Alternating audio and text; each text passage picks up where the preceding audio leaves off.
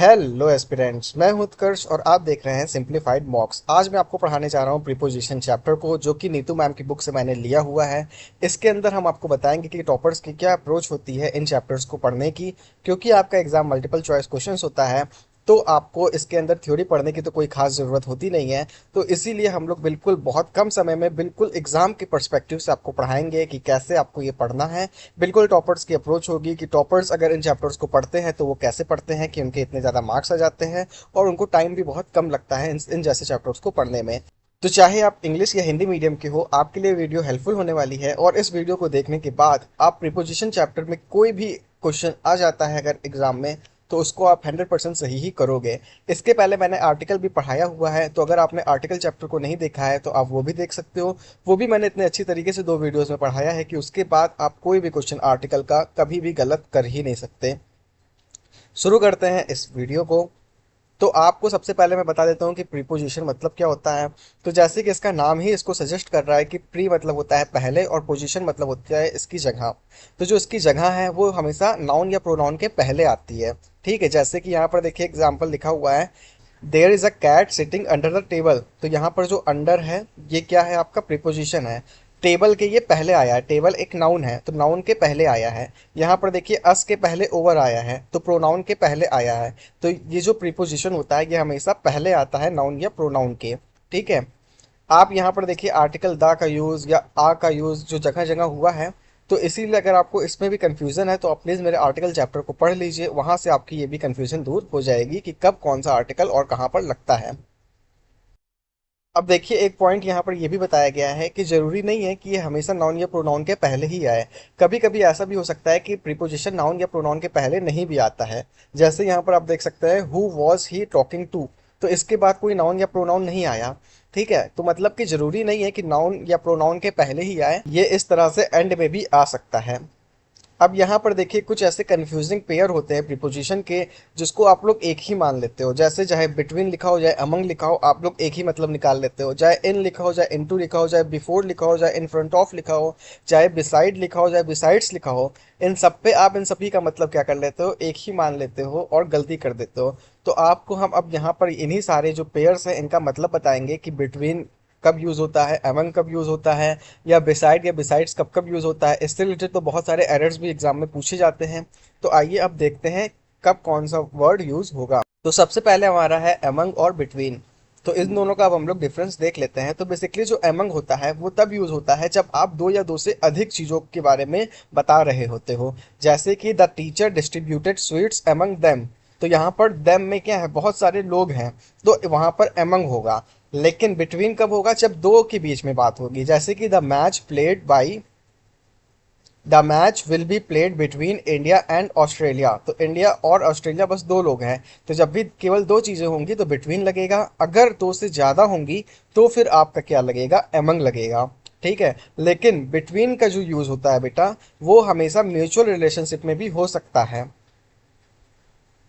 लेकिन बिटवीन का जो यूज होता है वो दो से अधिक के लिए भी हो सकता है, लेकिन उसके अंदर म्यूचुअल रिलेशनशिप होनी चाहिए। जैसे कि there is a tournament to be played between India Australia and New Zealand. ठीक है, तो यहाँ पर क्या है, एक म्यूचुअल रिलेशनशिप है। जैसे थ्री यूरोपियन नेशंस, तो ये भी एक म्यूचुअल रिलेशनशिप है। और अगर आपको ये भी नहीं समझ में आ रहा है तो आप बस इतना जान दो, जहाँ पे आपको गिनती पता हो कि एक दो तीन, ये आपको गिनतियां यहाँ पर पता चल रही हैं, तो फिर आपका बिटवीन लगेगा। और जब आपको नहीं पता है कि वो कितने लोग हैं तो आपका एमंग लगेगा। जैसे यहाँ पर देम में नहीं पता था कि वो कितने लोग हैं। Alms were distributed among the beggars. तो यहाँ पर नहीं पता है कि कितने बैगर्स में डिस्ट्रीब्यूट किया गया, तो फिर आपका एमंग लगेगा। अदरवाइज अगर आपको पता है कि वो एक्चुअल नंबर कितना है तो आपका बिटवीन लगेगा। ठीक है, तो इतनी बातें हमारा फर्स्ट पेज पर बताई गई हैं। होप आपको फर्स्ट पेज पूरी तरीके से समझ में आया होगा। ये वाला एग्जाम्पल देखते हैं, there is no enmity between him and me. तो यहाँ पर भी देखिए दो लोग के बारे में बात की गई है, तो यहाँ पर भी क्या हो जाएगा, एंड का यूज हो जाएगा। अब जब भी बिटवीन होता है अब जब भी बिटवीन होता है तो उसके बाद एंड कंजक्शन का यूज किया जाता है। ठीक है, जैसे कि the meeting will be held between 10 AM and 4 PM। तो इससे रिलेटेड भी बहुत सारे एरर्स एग्जाम में पूछे जाते हैं, तो ये आप बिल्कुल याद रख लो कि जब भी बिटवीन होता है तो फिर एंड आता है। ठीक है, आपसे एरर पूछ लेगा, the meeting will be held between 10 AM to 4 PM, तो उसमें लोगों को पता ही नहीं चलेगा कि भाई इसमें एरर क्या है। वो उनको लगेगा कि बिल्कुल ठीक सेंटेंस लिखा है कि 10 AM टू 4 AM तक मीटिंग मीटिंग कि 10 AM टू 4 PM तक मीटिंग चली। तो आपको अगर ये पढ़े रहोगे तभी आपको पता रहेगा कि हाँ, बिटवीन के साथ हमेशा एंड लगता है, टू नहीं लगता है। तो ये एरर बहुत ज़्यादा एग्जाम में पूछा जाता है। होप अब आपको ये कभी भी गलत आप नहीं करोगे। अब आप इतना जान जाओ कि बिटवीन के बाद हमेशा जब भी नाउन या प्रोनाउन आता है तो हमेशा प्लूरल फॉर्म में आता है। ठीक है, जैसे कि बिटवीन द कंट्रीज होता है, बिटवीन द कंट्री नहीं होता है क्योंकि दो कंट्री की बात हो रही है। तो अब ये प्लूरल तो अपने आप हो गया, तो जब भी प्लूरल हो गया तो ऑलरेडी वो आपका प्लूरल फॉर्म में ही आएगा। बिटवीन देम, ठीक है, between us, between the students, तो इस तरीके से आप हमेशा प्लूरल फॉर्म ही यूज करोगे जब भी बिटवीन आएगा। बिटवीन के बाद कभी भी ईच एवरी का प्रयोग नहीं किया जाता है। जैसे बिटवीन ईच बॉय नहीं होगा, बिटवीन एवरी गर्ल नहीं होगा।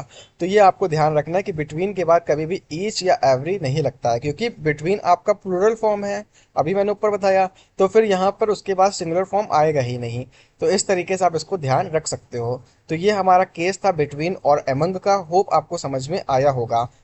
अब हम लोग देखते हैं अमंगस्ट और अमंग में क्या अंतर होता है। तो जो अमंगस्ट का यूज होता है वो भी अमंग के ही अर्थ में होता है, और दोनों ही जो है वो दा से पहले लगते हैं, जैसे कि among the boys, amongst the boys. ठीक है, अब यहाँ पर हम लोग देखते हैं कि कब अमंग लगेगा और कब अमंगस्ट लगेगा।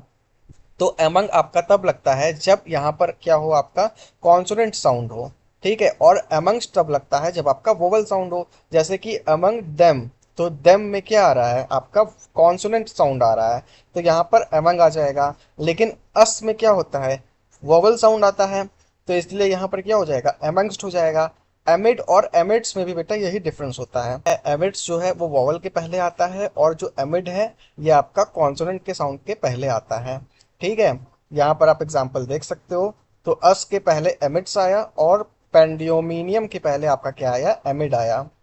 बिसाइड और बिसाइड्स में क्या अंतर होता है, तो इन दोनों का मीनिंग ही अलग अलग होता है। जैसे बिसाइड मतलब होता है कि इसके बगल में, जैसे कि ही सैट बिसाइड मी, यानी कि वो मेरे बगल बैठा है। तो इसका मतलब जो होता है बिसाइड का, कि इसके बगल में। जबकि बिसाइड्स का मतलब होता है कि इसके अलावा। ठीक है, जैसे कि besides his children, his Neiphiu and nice were also present at the ceremony, यानी कि इनके बच्चों के अलावा जो इनके भतीजे थे और जो इनकी भतीजी थी वो भी उस सेरेमनी में प्रेजेंट थे। तो बिसाइड्स मतलब होता है इसके अलावा, और बिसाइड मतलब होता है इसके बगल। तो इन दोनों का मीनिंग ही अलग अलग है। अब बात कर लेते हैं फॉर और सिंस की। तो ये जब आप लोग टेंस पढ़ते हो तब भी आप लोग को बताया जाता है कि दोनों के बीच में क्या डिफरेंस होता है। तो फॉर आपका तब लगता है जब आपको पीरियड ऑफ टाइम पता होता है। ठीक है, कि ये आपका क्या है, 10 ईयर्स है, तो ये एक पीरियड ऑफ टाइम्स है। तो इसलिए यहाँ पर फॉर लगेगा। अ लॉन्ग टाइम, ये भी एक पीरियड ऑफ टाइम है, तो यहाँ पर फॉर लगा। सिंस आपका तब लगता है जब आपको पता हो कि पॉइंट ऑफ टाइम क्या है। ठीक है, जैसे कि सिंस 2009, तो इसका मतलब क्या है कि 2009 से। ठीक है, यानी कि एक पॉइंट ऑफ टाइम है। इसके अलावा सिंस का जो यूज होता है वो क्योंकि या फिर चूंकि के अर्थ में भी होता है, जैसे कि since he Dhruv recklessly he met with an accident, यानी कि वो क्योंकि लापरवाही कर रहा था इसीलिए उसका क्या हो गया, एक्सीडेंट हो गया।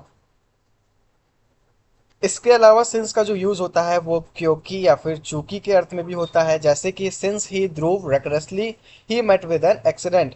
तो इसका मतलब क्या है, क्योंकि वो लापरवाही से गाड़ी चला रहा था इसलिए उसका एक्सीडेंट हुआ। तो सिंस मतलब क्या यहाँ पर यूज हुआ, क्योंकि या फिर चूंकि। सिंस बिकॉज एवं एज का पेयर सो नहीं होता है।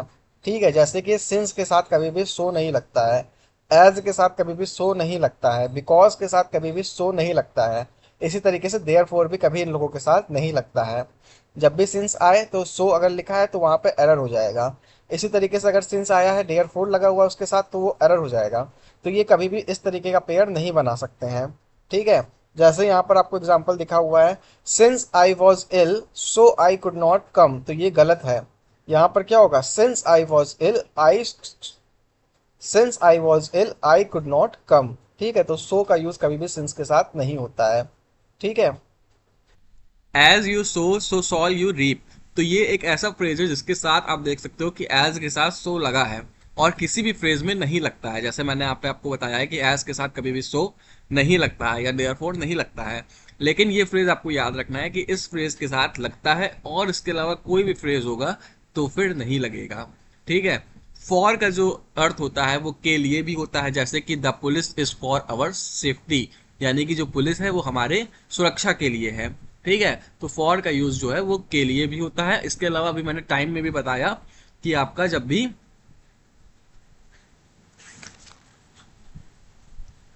इसके अलावा अभी मैंने आपको टाइम में भी बताया कि इसका यूज जो है वो आपका पीरियड ऑफ टाइम के लिए भी होता है और यहाँ पर के लिए भी होता है।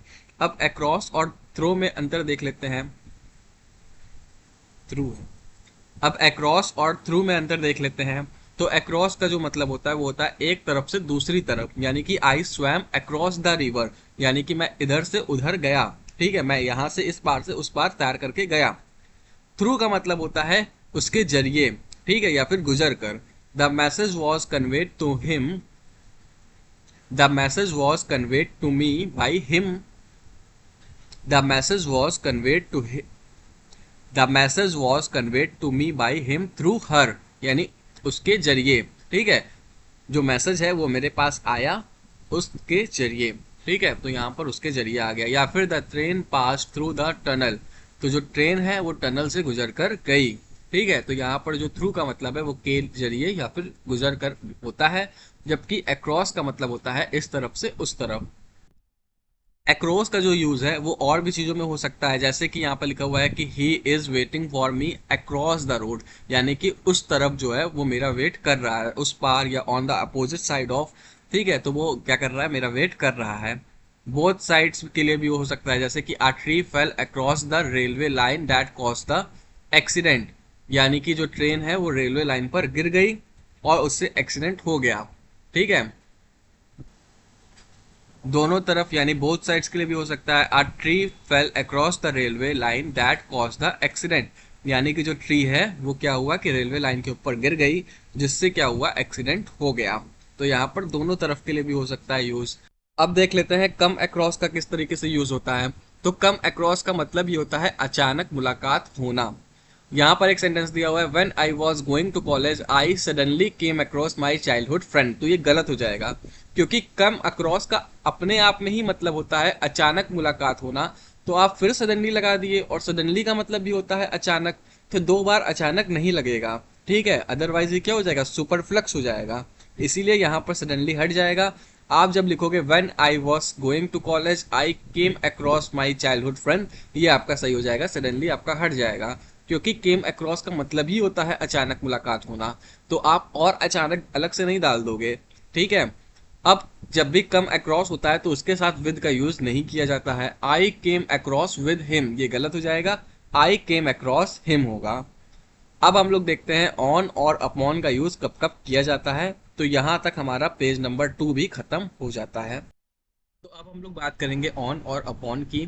The book is on the table, तो जो ऑन का मतलब होता है वो होता है कि इसके ऊपर है। ठीक है, और एक दूसरे के टच में है। ठीक है, the book is on the table, तो जो बुक है वो टेबल के ऊपर है, और टेबल और बुक एक दूसरे के टच में है, तो इसलिए हम लोग अपॉन का यूज करेंगे, तो इसलिए हम लोग ऑन का यूज करेंगे। जबकि the cat jumped upon the rat, तो जब भी अपॉन आता है तो इसका मतलब होता है कि कोई मोशन में है। ठीक है, तो और इसका मतलब भी होता है कि ऊपर ही, लेकिन ये मोशन में होता है।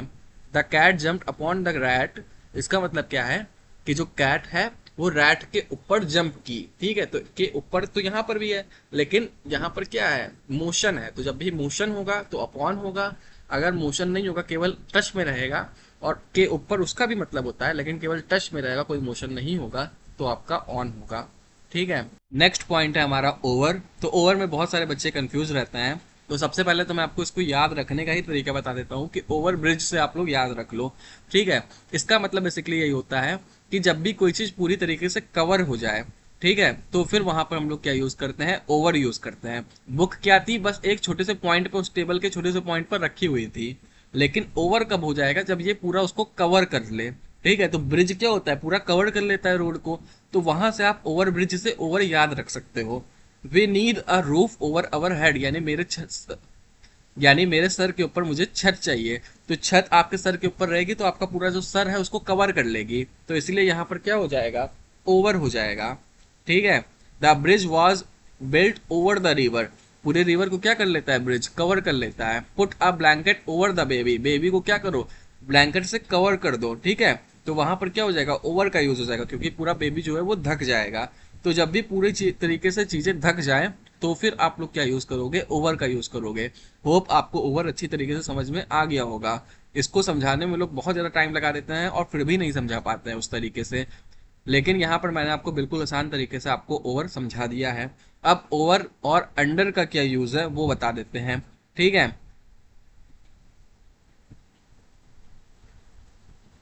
तो बेसिकली ओवर का यूज हम लोग ऊपर के लिए करते हैं और अंडर का यूज हम लोग नीचे के लिए करते हैं। There is a fan over your head, तो आपके हेड के ऊपर फैन है तो आपका पूरा हेड जो है वो तो कवर कर लिया, तो यहाँ पर ओवर लगेगा। A cat is sitting under the table, तो अंडर कब लगता है, जब नीचे की बात होती है, ठीक है। ओवर मतलब जब ऊपर हो और अंडर मतलब जब नीचे हो। बिल्ली जो है वो आपकी टेबल के नीचे है।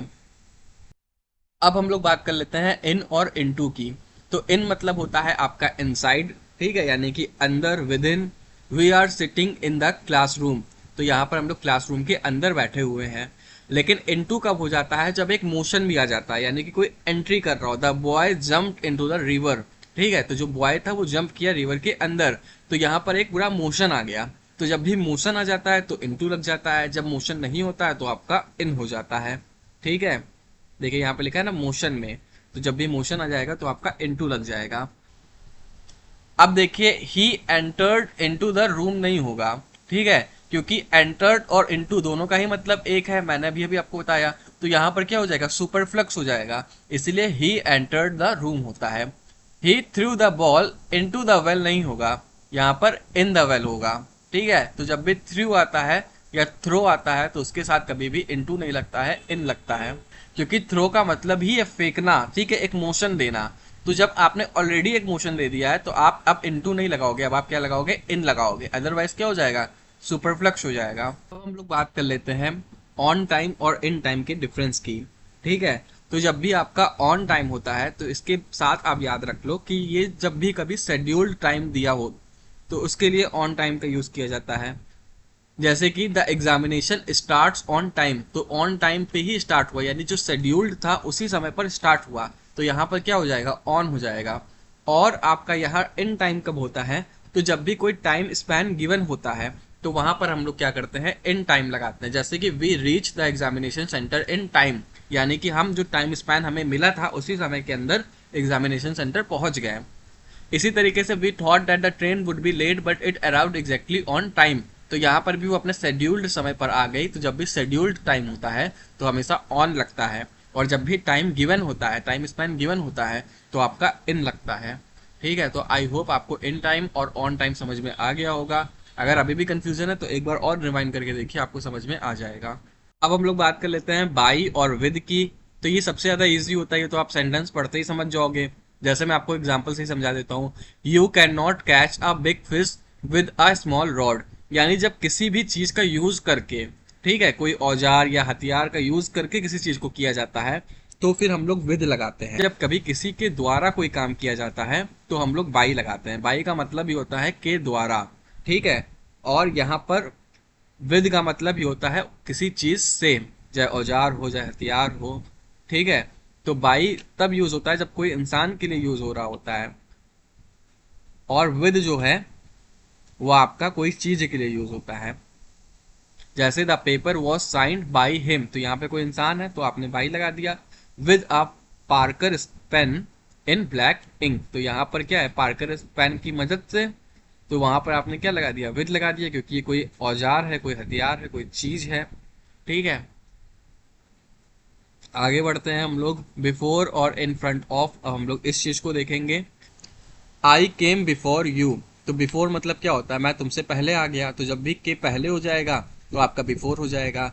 India raised the issue of cross border terrorism before the UN, यानी कि यूएन के समक्ष उसने ये इशू रेज किया, तो यहाँ पर क्या हो जाएगा, बिफोर हो जाएगा।